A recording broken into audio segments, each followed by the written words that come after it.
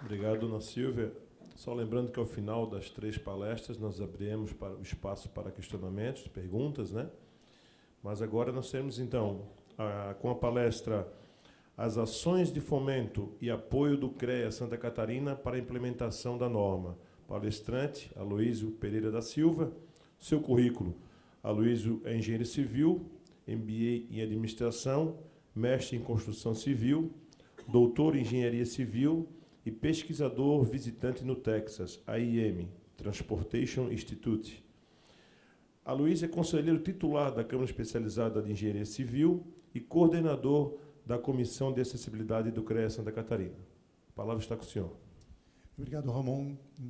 Cumprimentando o prefeito, eu gostaria de cumprimentar todas as pessoas nesse evento e eu gostaria de começar esse nosso bate-papo de uma maneira bastante informal e falando um pouquinho sobre a questão das ações de fomento e apoio do CREA para a implementação da norma. Como já citado, faço parte do CREA como conselheiro da Câmara de Engenharia Civil e estou desde o ano passado e agora esse ano como coordenador da Comissão de Acessibilidade. Eu gostaria de falar um pouquinho agora que a questão da acessibilidade, mas numa questão um pouco mais ampla. A questão da acessibilidade, ela parte do pressuposto, inclusive, da própria Constituição. A toda pessoa é garantido o direito de ir e vir. Constituição Federal, artigo 5º, estabelece que é livre a locomoção no território nacional em tempo de paz, podendo qualquer pessoa, isso é importante estar colocando, nos termos da lei, nele entrar, permanecer ou dele sair com seus bens. Bom, então vamos pensar primeiro que isso é uma lei. Se é uma lei, ela deve ser cumprida tanto por questões de órgãos, principalmente pelo poder público. E não é isso que a gente percebe nas nossas cidades hoje. Então, o que nós temos hoje? Decorrente da nossa Constituição Federal, os nossos espaços públicos, eles praticamente são áreas, praticamente o quê? Inacessíveis a toda a população, decorrente, inclusive, de uma contradição à própria Constituição Federal. E eu gostaria de colocar, e foi até citado a questão das calçadas e de metodologias, que sem aproveitar um pouquinho esse gancho, que foi citado aqui, e alguém poderia me responder, ou até fazendo mais ou menos alguma coisa de uma forma mais colaborativa, de quem é a responsabilidade das calçadas? De quem é a responsabilidade das calçadas? De quem é a responsabilidade das calçadas?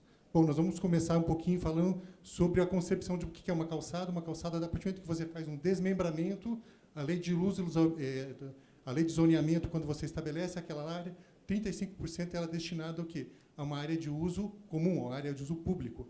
Então, a partir do momento que você desmembra o seu lote e transforma o seu lote numa área individualizada, calçadas e ruas são de uso público. Automaticamente, se não é feita uma permissão, uma cessão para algum poder concedente, aquela área continua sendo pública. Primeiro ponto. Segundo ponto, a questão do Código de Trânsito Brasileiro. O Código de Trânsito Brasileiro diz que aquilo ali é o quê? Uma área de uso, tanto a área carroçável, no caso, o pavimento, no caso, a rua, quanto as minhas calçadas, que constituem o quê? A área de livre circulação. Automaticamente, essa área deve ser o quê? Deve ser considerada como uma área pública. Automaticamente, de quem é a responsabilidade por ela, do seu zelo? Do poder público. Então, uma das ações que o CREA Santa Catarina tem feito é justamente conscientizar e estabelecer isso, não só apenas colocando problemas, mas justamente colocando, inclusive, soluções e sensibilizando para essa questão. E nós temos uma grande preocupação hoje, principalmente na questão da acessibilidade, voltada não só à questão da mobilidade reduzida, mas à questão também do desenho universal. O que constitui a questão do desenho universal? Constitui na questão que todo elemento, seja ele com dificuldade de locomoção permanente ou temporária, ele tem o direito, como diz a Constituição, do direito de ir e vir. Eu, saindo do supermercado com 2 sacolas cheias de material, eu tenho dificuldade de limitação, de locomoção temporária. Por quê? Porque eu estou todo cheio de compra ali. Então, isso é algo que tem que ser repensado, e principalmente pela parte técnica, tem que ser pensado para não só aquelas pessoas que nós temos um estigma de dificuldade de locomoção, mas para toda a população. Falando um pouquinho da missão do CREA, é atuar com eficácia na orientação, fiscalização, valorização e aperfeiçoamento do exercício profissional, promovendo a melhoria da segurança e da qualidade da vida da sociedade. Então, aqui eu queria falar um pouquinho sobre as ações do CREA através da Comissão de Acessibilidade. Então, a primeira, justamente, foi a elaboração da atualização da cartilha de acessibilidade, a 5ª edição atualizada em 2019, destacando que ela serviu até como base para um processo nacional. E o que reporta a cartilha, agora nós estamos, inclusive, numa nova edição agora para 2020, justamente essa cartilha, ela vem a dar orientação, no caso, a gente já tem a norma, que estabelece principalmente a 9050, entre outras, questões de uso prático, justamente para poder o quê? Trazer à sociedade essas orientações e essas questões de ordem mais temática. Ela aborda, basicamente, questões de edificação e as questões de uso público. Nós estamos agora numa próxima revisão, trabalhando na parte de parques, arborização urbana e a parte de parques e jardins. Falar um pouquinho do termo de confederação firmado entre o Ministério Público de Santa Catarina e o Conselho Regional, que visa assegurar o cumprimento de normas de acessibilidade, passeios públicos e nas edificações públicas e de uso coletivo. Então, já tivemos algumas ações, principalmente no ano passado. A Prefeitura de Florianópolis ela foi uma das entidades vistoriadas, entre outras cidades. E, por último, agora houve uma vistoria realizada no dia 21/8, no novo terminal, justamente o quê? Para promover essas questões, justamente o Conselho, nesse conceito, atuando de uma maneira bastante efetiva.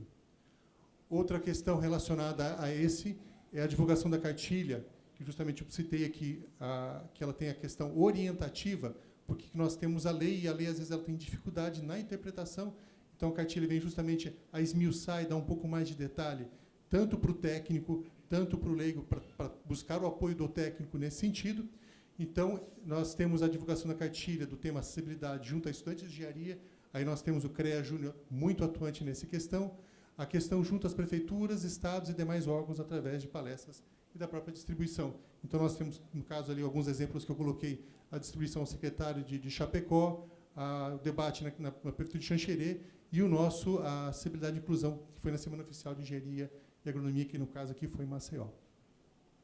Falar um pouquinho do caso, como nós citamos, o lema dos 2 últimos anos em que eu pude participar, que eu estou participando da comissão, nós escolhemos a questão da cidade para as pessoas, justamente focando na questão do desenho universal, que essa acessibilidade ela seja estendida a toda a população e não apenas a um grupo, hoje, que tem praticamente o estigma de dificuldade de locomoção.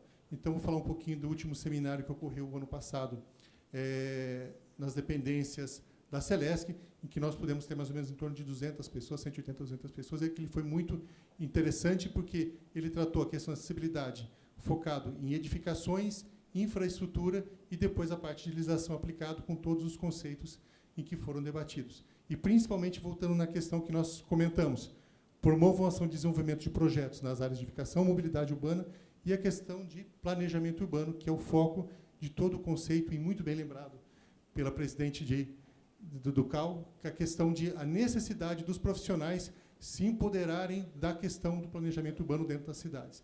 Então, é indiscutível a necessidade do quê? Que as cidades cresçam e cresçam com saúde, cresçam num vetor de desenvolvimento correto, não acontecendo o que nós vemos aqui, principalmente com as nossas calçadas, como foi passado naquelas primeiras fotos. Falar um pouquinho agora do nosso próximo evento e convido a todos para que se façam presente conosco no nosso 6º Seminário de Acessibilidade, focando justamente na questão Cidade para as Pessoas, que ocorrerá de 6 a 7 de novembro, no auditório do TCE, justamente nessa mesma questão. Vamos estar falando sobre infraestrutura, então, no primeiro módulo, a parte de infraestrutura, abordando principalmente a questão de calçadas, passeios e parques, uma área bastante hoje pouco conversada, no caso, das nossas praças e nossos parques, e acessibilidade para que a gente possa ver isso, porque justamente são pessoas que têm um tempo mais livre e, às vezes, têm uma dificuldade de locomoção. No segundo módulo, vai estar falando a parte de edificações e, no final, a gente vai estar falando justamente a questão da legislação aplicada a tudo isso. Eu queria agradecer agora, queria aproveitar esse tempo depois para que a gente possa discutir e falar um pouquinho mais sobre esse importante tema. Obrigado e uma boa tarde a todos.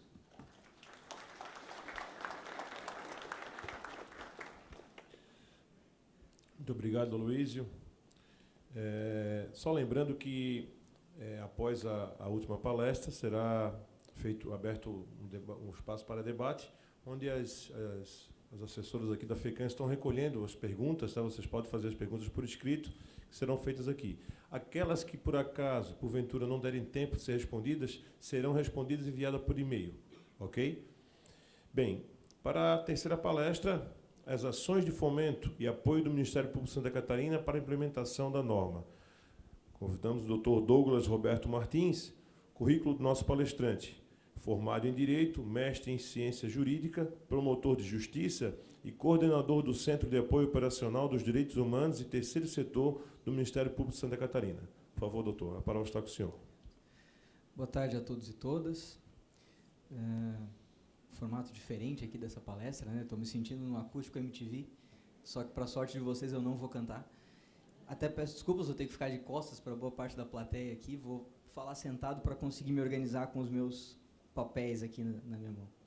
Cumprimento o prefeito de Biguaçu, Ramon, e em seu nome a todos aqui presentes, aos senhores e senhoras. Agradeço ao convite da FECAM para participar desse espaço, a FECAM com quem a gente mantém uma parceria constante, muito próxima em diversos temas de responsabilidade de interesse do Ministério Público, alguns espaços que nós compartilhamos, sempre procurando dialogar, pensando no bem das pessoas.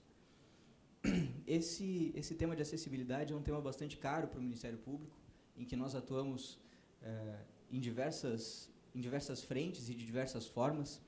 E para tratar dele, eu gostaria de tratar de algumas premissas antes, né, de alguns pontos que eu acho que são importantes serem refletidos antes da gente entrar propriamente no cumprimento das normas de acessibilidade. O primeiro deles é a origem, a base da nossa legislação.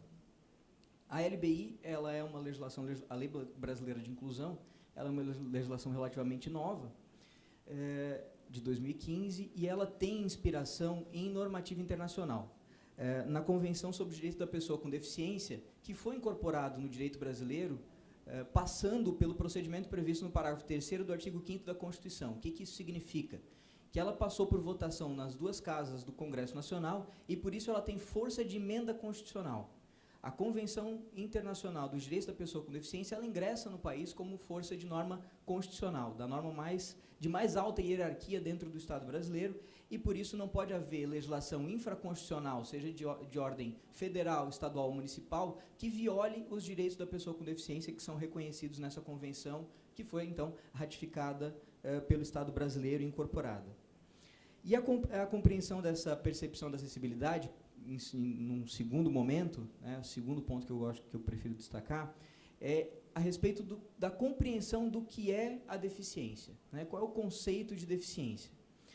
A LBI ela traz esse conceito no artigo 2º, e ela diz o seguinte: considera-se pessoa com deficiência aquela que tem impedimento de longo prazo, de natureza física, mental, intelectual, sensorial, o qual, e aqui é a parte importante dessa previsão, em interação com uma ou mais barreiras, pode obstruir sua participação plena e efetiva na sociedade em igualdade de condições com as demais pessoas.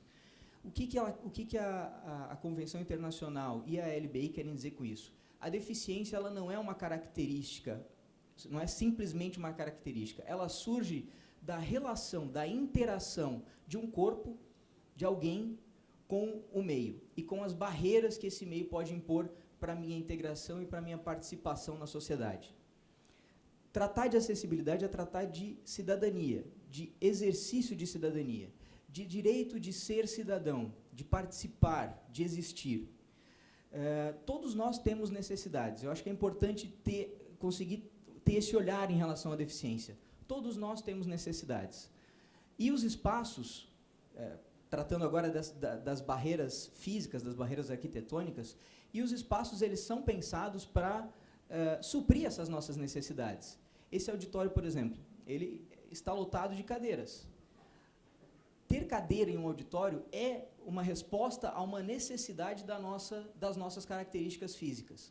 Afinal de contas, se todos fôssemos pessoas em cadeira de rodas, isso não seria absolutamente necessário. A iluminação desse espaço também é uma resposta a uma característica nossa, a necessidade que nós temos de luz para conseguir enxergar, para conseguir ver. Se todos nós fôssemos deficientes visuais, a iluminação desse auditório seria completamente desnecessária. Então, os espaços, né, a deficiência, ela surge dessa interação, ela não surge do eu. A deficiência não é alguma característica física de alguém, mas ela é reflexo, ela é produto do meio, ela é produto do nós, do coletivo, da interação de alguém com os espaços. E é por isso que se discute tanto e que é tão importante discutir a acessibilidade. Porque tornar um espaço acessível nada mais é do que considerar todas as características, todos os tipos de pessoas, todas as necessidades para que esses espaços, esses lugares sejam acessados. Sem uma ditadura do que é, digamos assim, entre aspas, normal. Afinal de contas, normal, eu acho que se for ver com bastante atenção, ninguém é. Então, por que é necessário, então, pensar nesses espaços? Justamente para garantir, e esse é o objetivo da Lei Brasileira de Inclusão, garantir igualdade de oportunidades e possibilidade e condição de alcance para a utilização com segurança e autonomia dos espaços. Garantir acessibilidade é garantir isso. Possibilidade de que qualquer pessoa acesse os espaços. O artigo 53 da LBI, ele prevê que é direito de todos ter acessibilidade. É um direito que garante a pessoa com deficiência ou com mobilidade reduzida viver de forma independente e exercer seus direitos de cidadania e de participação social. Trata-se, então, de respeitar toda e qualquer pessoa, respeitar toda e qualquer característica e tornar os espaços acessíveis para qualquer pessoa. E é dentro dessa concepção que a LBI trata, então, do desenho universal, e ela prevê que a regra deve ser, na construção dos espaços públicos ou de uso público, a utilização do desenho universal, justamente para considerar toda e qualquer característica, toda e qualquer pessoa. Não é adaptar, não é criar uma alternativa, não é arrumar um jeito para que quem tem uma característica diferente consiga utilizar aquilo de alguma forma, ainda que não em plenitude, mas sim que os espaços sejam amigáveis e acessíveis a todos. E essa é a concepção de cidade que se precisa ter. Uma cidade que não exclua, uma cidade que, pelo contrário, uma cidade que inclua toda e qualquer diferença, toda e qualquer característica. Dentro dessa perspectiva de igualdade, então, é que a LBI traz as regras e as normas de acessibilidade, que são de observância obrigatória e que têm força, lembrando, de norma constitucional. Mas é importante lembrar que essas regras elas não surgiram com a LBI. A regra, as normas de acessibilidade, a exigência de que os espaços sejam acessíveis, elas já são muito anteriores. A Lei 10.098, de 2000, ela já estabeleceu normas e critérios gerais em relação à acessibilidade nos edifícios públicos e privados de uso coletivo. Essa legislação, a 10.098, ela foi regulamentada pelo Decreto 5.296, de 2004. E ele já previa, na época, que a concessão de alvará de funcionamento, renovação, a construção de edificações públicas ou privadas de uso coletivo, elas tinham que observar o cumprimento das normas de acessibilidade técnica previstas pela ABNT. E aqui há uma referência expressa da lei que torna obrigatória as normas expedidas pela ABNT, que é expressamente previsto, tanto no decreto quanto na Lei Brasileira de Inclusão, que a NBR é de observância obrigatória nas edificações. Esse decreto de 2004, lembrando, tentando fazer um resgate cronológico, ele previu que as edificações de uso público elas teriam um prazo até junho de 2007 para se adaptar, e as edificações privadas de uso coletivo até dezembro de 2008. Esses prazos já se encerraram há mais de 10 anos.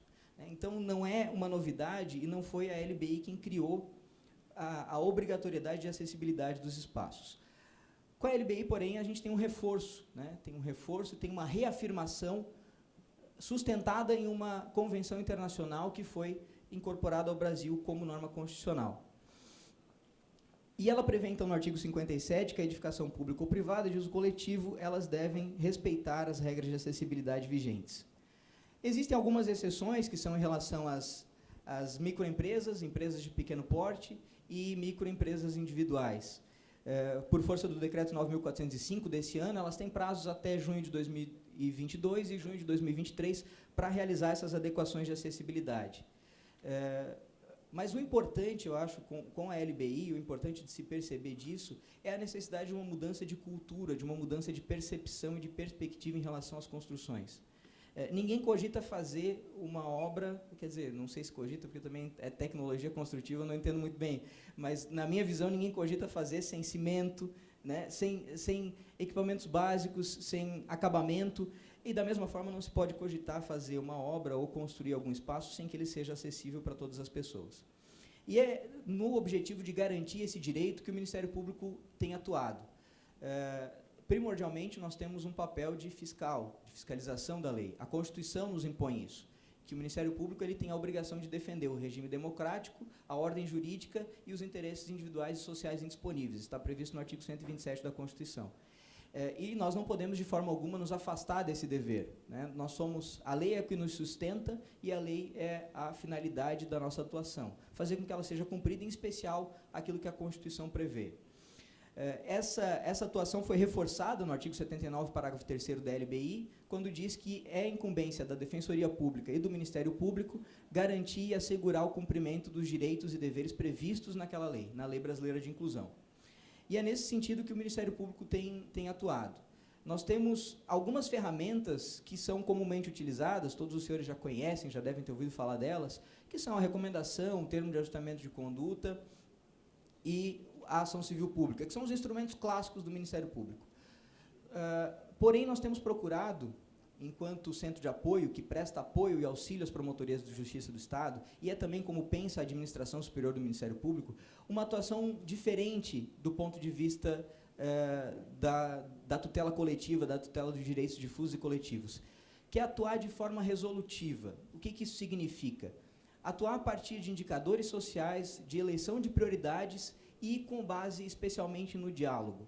Então, a postura que o Ministério Público tem procurado adotar e incentivado por meio do centro de apoio que eu participo, que eu coordeno, é de promoção do diálogo, de construção de consensos para que as entregas que nós fazemos junto com as demais instituições, elas façam alguma diferença e tenham um significado na vida das pessoas. Que não seja só uma atuação demandista, não resolutiva, de ficar respondendo processo, reclamações que chegam na promotoria de justiça, mas sim pensando no que são prioridades para aquela cidade. E aí casa muito com a fala do presidente da FECAM, quando ele diz que se Brasília pensa projetos para o Estado inteiro. Não é só Brasília, o Estado de Santa Catarina, pelo menos enquanto Ministério Público, nós também, durante muito tempo, atuamos dessa forma. Pensávamos aqui da capital projetos para o Estado inteiro.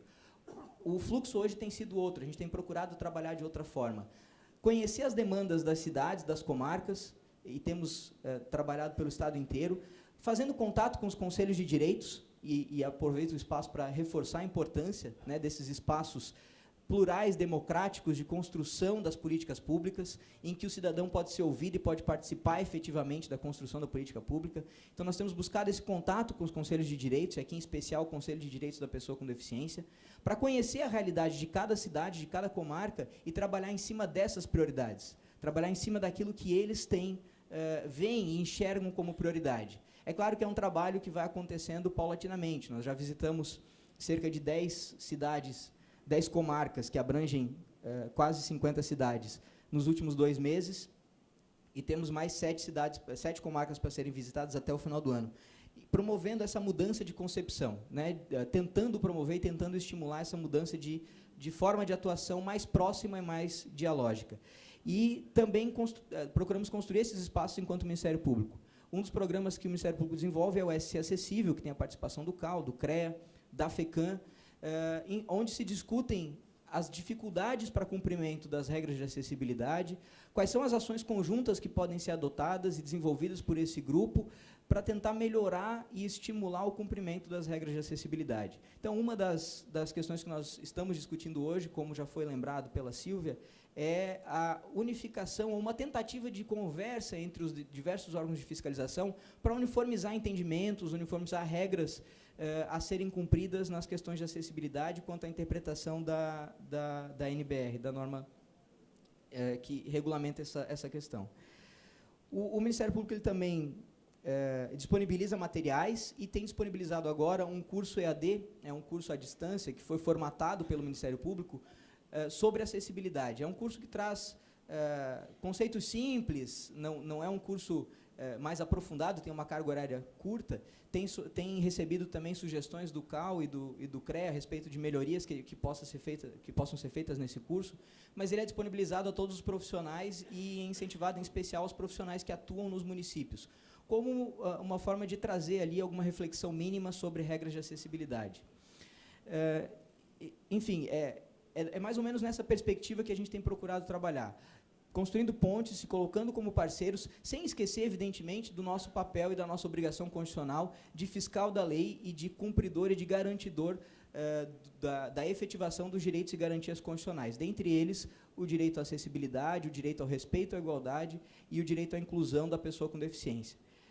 Então, é nesse sentido que a gente agradece novamente a participação e o espaço para participar aqui e se coloca à disposição para as perguntas e para continuar os debates. Muito obrigado.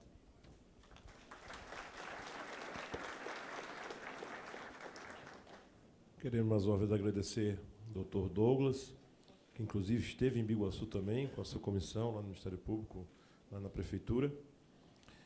Nós vamos abrir agora o espaço para perguntas. Eu até estou estranhando que está vindo poucas. A pessoa aí pode perguntar mais, que se quer um tema... Prefeito, se o senhor permite, a organização está orientando que realmente é o limite. Só veio duas, é muito pouquinho. Tem que botar mais. Pelo cronograma, a gente já Sim. teria que passar para o próximo painel. Tá, então eu só vou aqui ler um comentário e uma pergunta, que vai ser... Aí vocês escolhem quem responde. O comentário é da Carla, da SIC, e que ela questiona que é importante que a gente fala de acessibilidade e muitas vezes só se fala das barreiras físicas, mas também tem as barreiras visuais.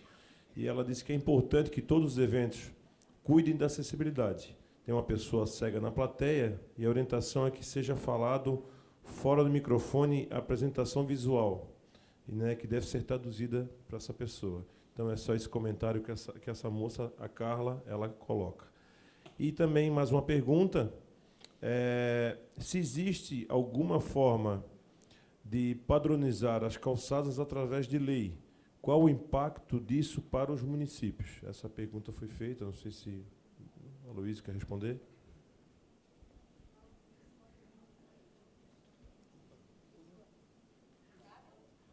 Alô? Carla? Tudo bem. Carla, falando um pouquinho sobre a questão de padronização de calçadas, até queria aproveitar essa oportunidade. A gente vem trabalhando até nessa questão de um projeto que eu iniciei em 2007, nível de doutorado, e a questão justamente parte, né, no conceito da calçada. A calçada como conceito de área pública e na questão de você utilizar a questão de uniformizar esses espaços e não transferir para o proprietário. Então, qual é o grande mote hoje? Que você transfere hoje isso para o proprietário. E qual é justamente a tendência que a gente vê a nível de legislação? É que isso seja transferido para o poder público e o poder público possa fazer a gestão unificada disso daí em compartilhamento também com as concessionárias. Por quê? Daquelas fotos que eu mostrei para vocês ali, se vocês olharem, 97% da nossa rede de eletricidade ela é uma rede aérea. Então, às vezes, você tem uma calçada até bem construída, só que você tem o quê? Um poste no meio. Então, se não é feita uma gestão das calçadas entre o município e as concessionárias também, eu não consigo garantir acessibilidade, mesmo tendo uma calçada de boa qualidade, sendo assim dizendo. Primeiro, Carla, quero pedir desculpas, porque não me dei conta de falar antes fora do microfone. Enfim, isso de fato a gente acaba centrando mais, até por ser uma discussão relacionada à infraestrutura, na acessibilidade ou nas barreiras arquitetônicas, mas é evidente, temos as barreiras atitudinais, visuais, comunicacionais, como foi essa agora, enfim, que precisam de fato ser pensadas e ser trabalhadas. Talvez o direcionamento do papel do painel que fez com que nós nos esquecêssemos, e peço desculpas por isso. Em relação às calçadas, o município ele tem sim a possibilidade de regulamentação, até inclusive por meio do plano diretor, desde que não contrarie norma de hierarquia superior, né, norma federal ou principalmente a Constituição e a Convenção Internacional. Qualquer previsão que venha a ampliar a proteção à pessoa com deficiência ou as normas de acessibilidade, como aumentar o espaço transitável por uma calçada, ela pode ser regulamentada por lei municipal. E em relação à responsabilidade, isso é um embate jurídico enorme, né, que já tem há muitos anos e gera muitas polêmicas, e o Ministério Público tem adotado o entendimento, salvo quando há previsão diversa no plano diretor do município, e normalmente a previsão é nesse sentido na interpretação do Ministério Público, de que a responsabilidade é do proprietário. Evidentemente que isso é responsabilidade pela feitura, né, pelo feitio da calçada. por se tratar, na nossa visão, de uma limitação administrativa a um direito de propriedade, salvo, evidentemente, quando o plano diretor do município prevê ou traz essa responsabilidade para o próprio município. Agora, isso não significa falta de responsabilidade com relação ao planejamento, que são coisas diferentes. O planejamento e a organização da cidade, isso, sem sombra de dúvidas, é responsabilidade do município. E, nesse sentido, é que ele pode, então, penso, regulamentar a forma de uso da calçada, desde que respeitando as regras mínimas previstas na NBR e em legislação federal. Bem, Sim. Só concluindo aqui sobre a questão das calçadas, aqui também, o meu entendimento profissional também, é que precisa haver uma parceria. A gente sabe dessa discussão entre as leis federais, estaduais, municipais, mas eu acho que o principal nisso tudo é que todos tenham consciência que possam ter a sua calçada de maneira correta, com o auxílio do poder público. A gente sabe que o poder público também não vai resolver tudo de uma hora para outra. Precisa existir uma parceria e isso precisa ser colocado como prioridade. Então, eu acho que precisa cada município achar o seu momento, discutir dentro do seu município uma maneira de realmente tornar isso viável. Só finalizando, então, pegando o gancho da Sílvia, nosso município de Biguaçu, vou dar exemplo, vem passando por um momento bem crucial por causa de uma ação judicial que a gente sofreu, né, uma ação civil pública, e a gente fez um termo de acordo judicial com o Ministério Público, onde existem 2 parâmetros. O problema não é apenas, claro, que as novas construções elas têm o alicerce do plano diretor, do Código de Obras e Posturas. O grande desafio é as obras antigas. Né? E você pega um município como Biguaçu, aqui na Grande Florianópolis, colonizado por açorianos, 186 anos, e aí você ter que fazer toda a adaptação. É claro que o Ministério Público tem essa consciência de que isso vai levar um tempo, que tem que ser gradativo, por isso esse termo de acordo judicial, mas tem que começar. Eu trouxe aqui, mas eu posso até depois encaminhar para quem quiser interesse. Nós criamos todo um roteiro de notificação ao proprietário, de conjunto de normas. Inclusive, isso é até novidade para os próprios profissionais que analisam os projetos. Eu estou até com os meus profissionais todos aqui presentes, e até novidade para os próprios profissionais. Mas, com certeza, é o caminho, tem que ser feito de uma hora para outra. Né? Já passou do momento, já está atrasado, mas realmente requer uma demanda e um desgaste que tem que ser avaliado. Né? Nós estamos, por exemplo, vou dar outro exemplo prático, nós estamos pavimentando uma rua onde a gente já está colocando as calçadas padronizadas. Porém, Biguaçu, assim como outros municípios também, no passado sofria com enchentes, as pessoas faziam as suas casas muito altas. E agora tem esse problema, elas levavam a rampa até o meio-fio e agora não podem mais levar até o meio-fio, tem que levar até a sua... tem que botar a rampa para dentro do terreno. E aí eles perguntam, mas por que na outra rua pode e aqui não pode? Não, lá também não pode. É que começou por aqui e vai adiante. Então, são barreiras e desafios que a gente vai encarar, mas que bom que a gente tem realmente esse alicerce. Eu quero agradecer muito o CREA, o Ministério Público e o CAL pela essa parceria, que realmente a gente tem que estar unido. Como disse nosso presidente, o município é lá onde o dedo está mais próximo da cara do prefeito, mas, com certeza, nós temos que nos balizar desses órgãos e todos os irmanados fazer uma sociedade melhor. Eu quero aqui, agora, para finalizar, então, convidar a Daniela, presidente do CAL, para fazer a entrega do certificado à nossa palestrante, a Sílvia, por favor. Certificado de participação e agradecer pela palestra de hoje.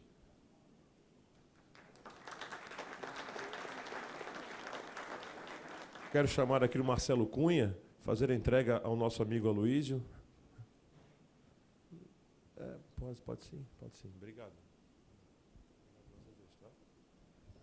Marcelo, se puder entregar para o Aloísio. Obrigado. Uma salva de palmas aí para o nosso palestrante. Eu quero chamar aqui a Márcia Azevedo, nossa secretária de Desenvolvimento Econômico de Biguaçu, fazer a entrega do certificado ao nosso Dr. Douglas, representante do Ministério Público.